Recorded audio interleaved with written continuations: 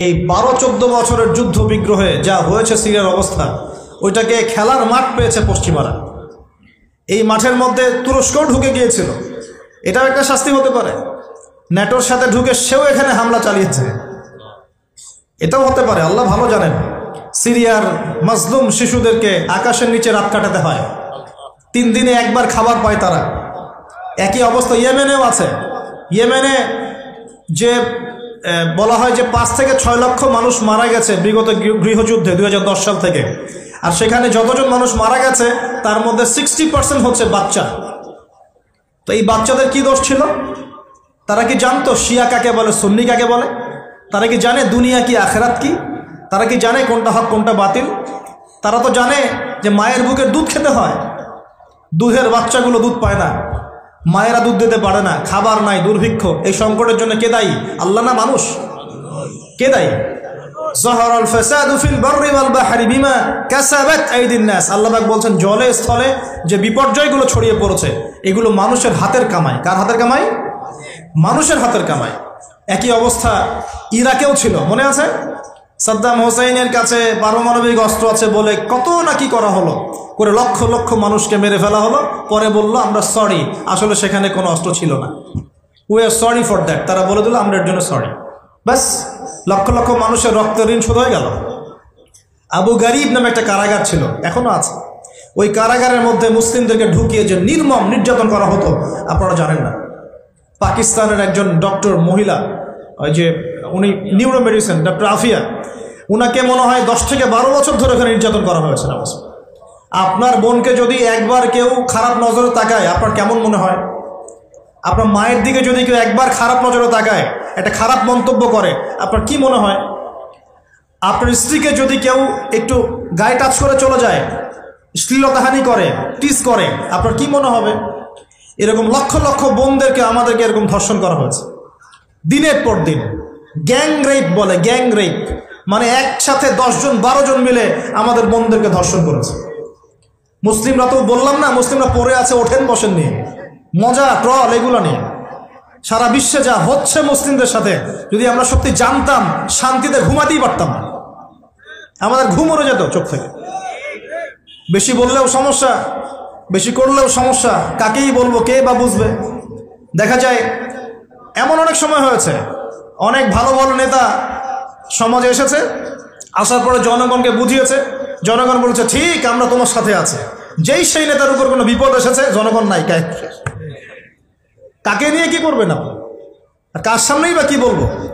আমাদের প্রত্যেকটা জেলা বলেন, থানা বলেন, দেশ বলেন, আনাচে কানাচে নিবেদিত প্রাণ মুসলিম ভাই তৈরি করতে হবে, যারা কাজের মানুষ, ঝোঁকে চলে না, আবেগে চলে না, ইস্যু পাগল না, আবেগে চলে না, কাজের অ্যাক্টিভ কিছু মানুষ দরকার, যারা শিক্ষিত, এডুকেটেড, যারা পরিস্থিতি বোঝে, যারা হিকমা বোঝে, যারা নিবেদিত প্রাণ, যারা অর্থ কোরবানি করার মানসিকতা রাখে, শিক্ষা প্রতিষ্ঠান গড়ে তোলে, সোশ্যাল ওয়ার্ক করে, একটা জনসংযোগ যারা গঠন করতে পারে, এমন কিছু মানুষ আর নেতা আল্লাহ আমাদেরকে দান করুন বলে আমি।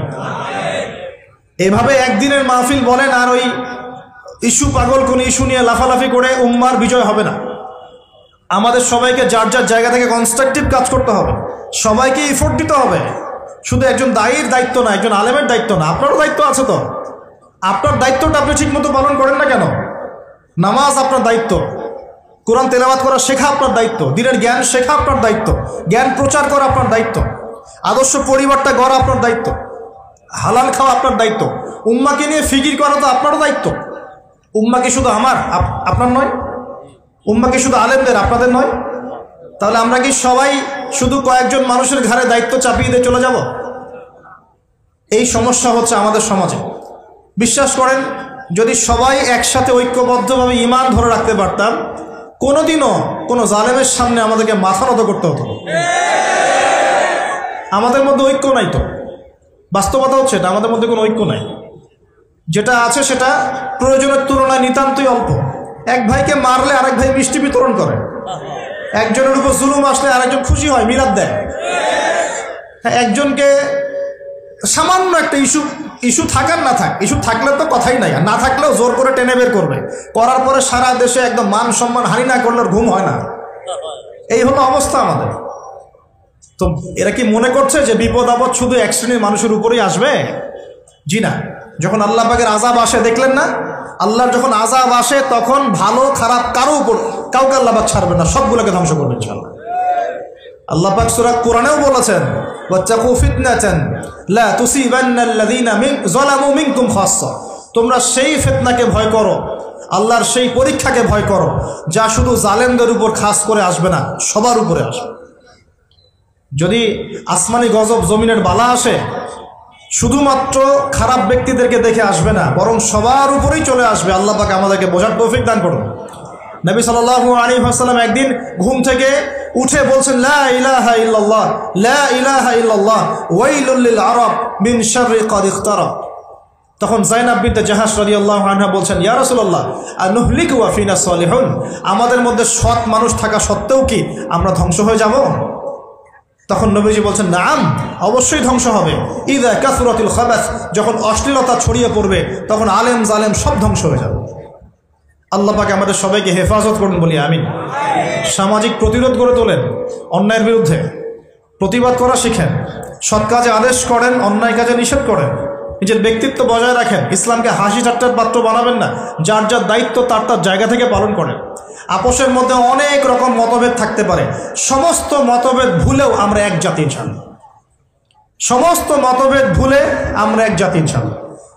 মনে করেন আমি সঠিক বিষয়ের উপর ছিলাম, সঠিক বিষয় থাকার পরেও মানুষ আমাকে খুব গালিগালাজ করলো, তারপরেও যারা আমাকে গালিগালাজ করেছে উম্মার ঐক্যের স্বার্থে তাদের সাথে বসতেও রাজি আছি ইনশাআল্লাহ। এরকম মানসিকতা থাকতে হবে, উম্মার ঐক্যের স্বার্থে, উম্মার কল্যাণের স্বার্থে।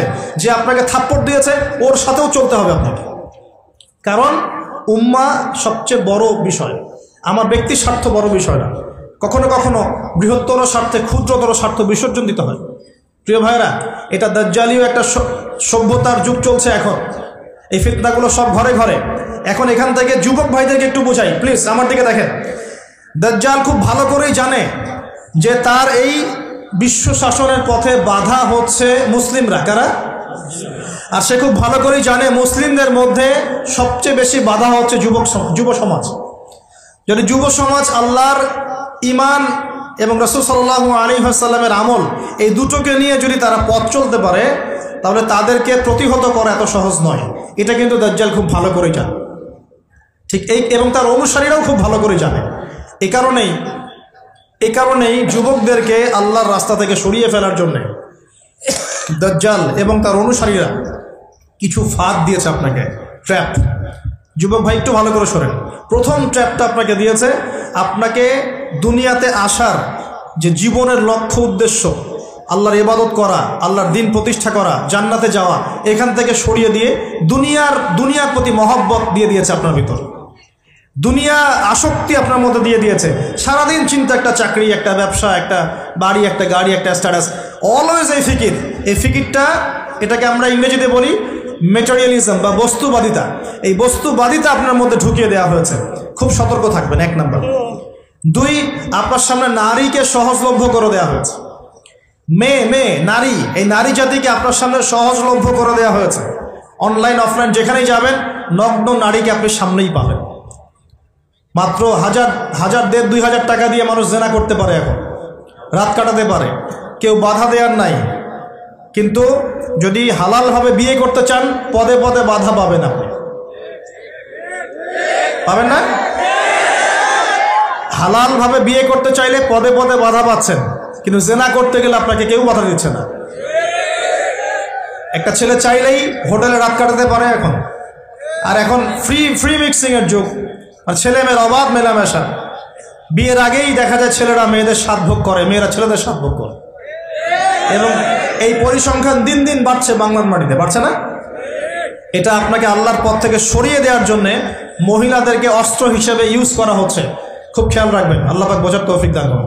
আল্লাহ পাক ইবলিস সম্পর্কে বলছেন যে ইবলিস আদমকে সিজদা করলো না, সূরা কাহফের মধ্যে। ওয়াইজ কুলনা লিল মালাইকাতি ইসজুদু লিআদম ফাসাজাদু ইল্লা ইবলিস, আমি যখন ফেরেশতাদেরকে বললাম যে আদমকে সিজদা করো, সবাই সিজদা করলো, ইবলিস করলো না। ফাফাসাকা আন আমরি রব্বি, সে তার রবের আদেশের সাথে ফাসেকি করলো, মানে রবের আদেশ মেনে না চলাটাই ফাসিকি। আর নবীজি বলছেন ওয়াসাদা কাবিলুহুম ফাসিকুহুম, একটা কওমের নেতৃত্ব দিবে ফাসিক ব্যক্তি, যে আল্লাহ পাকের হুকুম আহকামের পরোয়া করবে না। ওয়া কানা যাঈমুল কওমি আরযালাহুম, সমাজের সবচেয়ে নিকৃষ্ট মানুষকে কর্তৃত্বের আসন দেওয়া হবে। এগুলো হচ্ছে কিনা সমাজের মধ্যে? আরো বলছেন ওয়াজাহরাতিল আসওয়াতু ফিল মাসাজিদ, মসজিদগুলোর মধ্যে শোরগোল হট্টগোল বেড়ে যাবে, যাচ্ছে কিনা? যখন এমন হবে নবীজি বলছেন ইয়াখসিফুল্লাহু বিহিমুল আরদ, আল্লাহ রাব্বুল আলামিন ওই সম্প্রদায়কে এই ভূমি সহ নিচে ধসিয়ে দিবেন, বলি নাউযুবিল্লাহ। এখন ভূমিকম্প আসছে কিনা? আরো বলছেন নবী সাল্লাল্লাহু আলাইহি ওয়াসাল্লাম ওয়ায়াজআলুল্লাহু মিনহুমুল কিরাদাতা ওয়াল খানাজির, আল্লাহ রাব্বুল আলামিন তাদের মধ্যে কিছু মানুষকে শুয়োর এবং বানর বানিয়ে দিবেন, বলি নাউযুবিল্লাহ। আর মানুষ কিন্তু বাহ্যিকভাবে বানর হয় না, দেখা যায় ভিতর থেকে বানর হয়ে গেছে, ভিতর থেকেই বানর হয়ে গেছে। ভিতর থেকে বানর মানে কি? বানর হচ্ছে এমন প্রাণী যে পাবলিকলি জেনা করে, পাবলিকলি জেনা করে। বানরের স্বভাবটা আপনাকে বলছি, বানরের স্বভাব কি? প্রাইভেট লাইফ আর পাবলিক লাইফের পার্থক্য বানর বোঝে না। কোন কাজগুলো প্রাইভেট লাইফে করতে হয় আর কোন কাজগুলো পাবলিকলি করতে হয়, এই কমন সেন্সটা বানরের নাই। আমার কথা কি বুঝতে পারছেন? প্রাইভেট লাইফ মানে যে কাজগুলো আমরা ব্যক্তিগত জীবনে করি, গোপন কাজ। আর পাবলিক মানে যে পাবলিকলি আমরা সবাই বসে আছি এখন, পাবলিক লাইফ। তো প্রাইভেট লাইফ আর পাবলিক লাইফের পার্থক্যটা বানর বোঝে না। আর আল্লাহ পাক কি শাস্তি দিবেন? বানর বানিয়ে দিবেন। সত্যি সত্যি কি মানুষ এখনো বানর হয়েছে? কাউকে দেখেছেন যে মানুষ থেকে বানর হয়ে গেছে? এমন কি হয়েছে এখনো? শুধু সূরা বাকারা একটা দলিল আছে, শনিবারের সীমা লঙ্ঘন করার জন্য আল্লাহ পাক বনু ইসরাইলদের একটা দলকে মানুষ থেকে বানর বানিয়ে দিয়েছিলেন। এই একটা দলিল কোরআনে পাওয়া যায়। এই উম্মতের মধ্যে কখনো শুনেছেন উম্মত মুহাম্মাদির কোনো ব্যক্তি মানুষ থেকে বানর হয়ে গেছে? এটা হতে পারে মানুষ ভিতর থেকে বানর হয়ে যাবে, অর্থাৎ পাবলিক লাইফ আর প্রাইভেট লাইফের পার্থক্য বুঝতে পারবে না। এমনটা হচ্ছে কিনা? মানুষ এখন পাবলিক লাইফ আর প্রাইভেট লাইফটা একাকার করে ফেলছে না? বিয়ে করেছে, স্ত্রীকে দেখবে সে, ভালোবাসবে সে, স্ত্রী সাজবে তার জন্যে, এগুলো সব প্রাইভেট ব্যাপার। এগুলোকে মানুষ পাবলিক করে ঘুরে বেড়াচ্ছে না? বুঝতে পারছেন না মনে হয়? বাসায় শুয়ে আছেন, স্ত্রীর সাথে গল্প করছেন, প্রাইভেট বিষয়। এটাকে ফেসবুকে ছবি তুলে যারা দিল, সে প্রাইভেট লাইফটাকে পাবলিক করে দিল না? মানুষ প্রাইভেট লাইফ আর পাবলিক লাইফের পার্থক্য বুঝতে পারছে না। নবীজি আরো বলছেন ওয়ায়াজআলুল্লাহু মিনহুমুল কিরাদাতা ওয়াল খানাজির, এবং আল্লাহ পাক তাদের মধ্যে কিছু শুয়োরও বানিয়ে দিবেন। কি বানিয়ে দিবেন? শুয়োর কেমন? ওর সামনে ভালো কিছু দিবেন, ভালো কিছু, ফ্রেশ খাবার দেন, ভালো কিছু দেন, টাটকা খাবে না। বাসি পচা নোংরা আবর্জনা তার সামনে দিবেন, খুব মজা করে করে খাবে। এখান থেকে কি বুঝলাম? এক শ্রেণীর মানুষ বের হবে এই উম্মতে, যারা হালাল জিনিস ওদের কাছে ভালো লাগবে না, হারাম ভালো লাগবে। বুঝতে পারছেন না মনে হয়? হালাল খাবার দেন, ভাল লাগে না। হারাম মাদক খেতে হয়, গাঁজা খেতে হয়, ইয়াবা খেতে হয়, ফেন্সিডিল খেতে হয়, না হলে ঘুমিয়ে আসে না। গরুকে চড়াবেন তামাকের মাঠ, তামাক যেখানে চাষ হয়। আমরা ওই যে বান্দরবন ওই এলাকার দিকে প্রোগ্রাম করতে গিয়ে দেখেছিলাম, মানে বিঘার পর বিঘা জমিতে খালি তামাক চাষ হচ্ছে, তামাক। তো ওই জমিগুলোর মধ্যে গরু ছাগল চড়ে না, কারণ গরু ছাগলও জানে যে এগুলো খাওয়ার জিনিস না। বুঝতে পারছেন কথা? কিন্তু মানুষ গোগ্রাসে খাচ্ছে, ডলছে, খাচ্ছে, টানছে। শুয়োর কেমন প্রাণী? যার সামনে ভালো কিছু দিলে সে খাবে না, খারাপটা দিলে আপনি খাবেন। হালাল ভালো লাগছে না, হারাম ভালো লাগছে। আল্লাহ পর্দাকে হালাল করেছেন, পর্দা ভালো লাগে না, বেপর্দামি ভালো লাগে। আল্লাহ পাক, আল্লাহ রাব্বুল আলামিন ইসলাম নাজিল করেছেন, কোরআন সুন্নাহ ভালো লাগে না, মানব রচিত ধর্ম ভালো লাগে, মানব রচিত বিধান ভালো লাগে। আল্লাহ রাব্বুল আলামিন হালাল খাবার দিয়েছেন, ভালো লাগছে না, খাবারটাকে ম্যানুফ্যাকচার করে ভেজাল দিয়ে খাওয়াতে হবে। আল্লাহ পাক দিয়েছেন পবিত্র সম্পর্ক, পবিত্র সম্পর্ক ভালো লাগে না, অপবিত্র জেনা ভালো লাগে। আল্লাহ পাক দিয়েছেন পবিত্র বৈবাহিক সম্পর্ক, ভালো লাগে না, পরকীয়া ভালো লাগে, জেনা ভালো লাগে, পতিতাবৃত্তি করতে ভালো লাগে। এটা শুয়োরের স্বভাব। কার স্বভাব? এটাই হতে পারে সেই ব্যাখ্যা আল্লাহ পাক বলছেন, তার নবীর মাধ্যমে জানাচ্ছেন, আল্লাহ পাক এই উম্মতের কিছু মানুষকে বানর বানিয়ে দিবেন, আবার শুয়োর বানিয়ে দিবেন। ভিতর থেকে বানর আর শুয়োর হয়ে যাচ্ছে মানুষ। আর এখন এগুলোই শেখানো হয় যে আমাদের পূর্বপুরুষকে নাকি মানব থেকে তৈরি করা হয়েছিল। এই আকীদায় যে বিশ্বাস করে সে স্পষ্ট কাফের। যে এরকম কোন আকীদায় বিশ্বাস করবে সে স্পষ্ট কাফের, এবং তাকে কেউ কাফের মনে না করলেও সে কাফের। এখানে বড় বড় অনেক ওলামায়ে কেরাম আছেন, আমি আসলে তাদের সামনে কথা বলতে লজ্জা বোধ করছি। আপনারা তাদের কাছ থেকে ফতোয়া জিজ্ঞাসা করেন। কেউ যদি বিশ্বাস করে যে আল্লাহ পাক মানুষকে নিজ হাতে আদম আলাইহিস সালামকে সৃষ্টি করেন নাই, বরং মানুষ বানর থেকে আস্তে আস্তে আস্তে আস্তে মানুষ হয়েছে, এই কথা যদি কেউ বিশ্বাস করে তাহলে সে ঈমান থাকবে না কুফরি হবে? ঈমান থাকবে? কোশ্চিন কালেও না। একজনকে চার্জ করা হচ্ছে। অবশ্যই এখানে একটা বিষয় আছে, এটা হয়তো সবাই ধরতে পারছে না। এখানে কিন্তু ইস্যু কয়েকটা আছে। একটা হচ্ছে বিবর্তনবাদ, একটা হচ্ছে ইতিহাস বিকৃতি, একটা হচ্ছে সমকামিতা শিক্ষা প্রদান করা, একটা হচ্ছে ইসলামিক যে মুভমেন্ট সেটাকে সবার সামনে নেগেটিভলি উপস্থাপন করা। এরকম কিছু ইস্যু কিন্তু উঠেছে। আমরা কিন্তু ব্যস্ত হয়ে আছি এই বানর আর মানুষ নিয়ে, তাই না? এখানে বানর আর মানুষটা মূল জিনিস না। এই পুরো জিনিসটার মূল বিষয়টা হচ্ছে এমন কিছু প্রবর্তন করার চেষ্টা করা হচ্ছে যেগুলোর উপরে যদি আমাদের প্রজন্ম 10, 20, 30 বছর পড়াশোনা করে তাহলে 20 বছর পর একটা প্রজন্ম আসবে যারা আল্লাহকেই চিনবে না। নাউজুবিল্লাহ। এইটা উদ্দেশ্য ছিল, এটা উদ্দেশ্য। আরেকটা বড় উদ্দেশ্য হচ্ছে ইতিহাসকে বিকৃত করা। খেয়াল করে দেখবেন ফরায়েজি আন্দোলন, হাজী মোহাম্মদ শরীয়তুল্লাহ, তিতুমির, এই যে ইংরেজ বিরোধী বিপ্লবে যারা সর্বোচ্চ নেতৃত্ব দিয়েছিলেন, আলহামদুলিল্লাহ, তাদের নামগুলো আস্তে আস্তে আস্তে আস্তে কিন্তু মুছে ফেলার চেষ্টা করা হচ্ছে। এবং এই জায়গায় কিন্তু এমন কিছু শাসনকে হাইলাইট করা হচ্ছে, যেমন সেন শাসন, খেয়াল করেন নাই? তাদেরকে হাইলাইট করার চেষ্টা করা হচ্ছে, এটা খুব ভালো ছিল। একটা জায়গায় দেখলাম লিখেছে ওইটা নাকি গণতান্ত্রিক ছিল। তা আমরা প্রশ্ন করতে চাই, ওই সময় গণতন্ত্র ছিল? সেন আর পাল বংশের সময় গণতন্ত্র বলে কিছু ছিল? কি দিয়ে মানুষকে কি শিখাচ্ছে আল্লাহ ভালো জানে। তো শিক্ষা ব্যবস্থার বেহাল দশা। কি দশা? বেহাল দশা। আমাদের সন্তানদের ব্যাপারে যদি আমরা সতর্ক না হই তাহলে ওই যে নবীজি বললেন ওয়াতুউল্লিমা লিগাইরিদ্দিন, ভূমিকম্প, আল্লাহর আযাব, গজব আসার অন্যতম কারণ হবে ধর্ম বিবর্জিত শিক্ষা চালু করা। এবার শোনেন কি আযাব আসবে এই কাজগুলো করলে। এই কাজগুলো করলে কি আযাব আসবে একটু শোনেন, এরপরে আমি সামনের দিকে যাচ্ছি। কাজগুলো কি?